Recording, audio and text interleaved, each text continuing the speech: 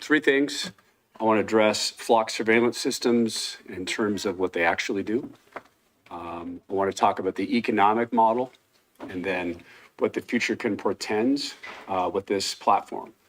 So first of all, I'm not going to use the name Flock Safety because they're a surveillance organization. Secondly, they have an $8.4 billion valuation. And sooner or later, that's going to have to be justified through revenues. And that's not going to come from license plate breeding. That's not the business model.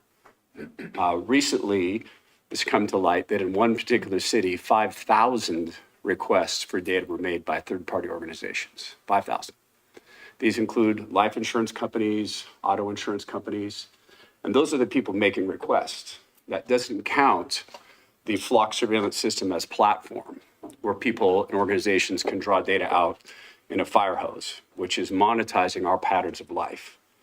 And there are municipalities, not this one, thank you, that are paying for the privilege of selling our patterns of life to Wall Street, to Madison Avenue, and prospectively to foreign countries who could use the platform any way they like. What this pretends is if you look at some of the models that have happened in places like Seattle and Washington, D.C., people are charged in Washington, D.C. $100 to commute to work. That is unless you work for the government because that's covered by us. Flock surveillance systems make it possible to charge us for the use of any rate at any time, and even backdated. They're going to be under pressure to extend business models. And those business models will be treated as a platform where municipalities will be pressured to monetize the investment they've made in selling our patterns of life. Already, Chicago has sold a 75-year contract for their parking fines to Abu Dhabi, and there are other cities that are making the same decision. So I'd ask the council, I appreciate you having the conversation today and entertaining comment.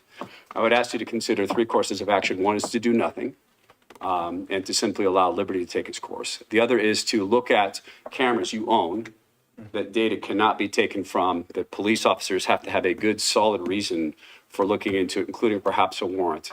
And lastly would be to recognize flock surveillance systems for what it is. And if, God forbid, you decided to do business with them, here's a little experiment. Offer them a deal where you are the only agency that has access to the data. The Kootenai County Sheriff would be the only policing agency unless you have a police force here.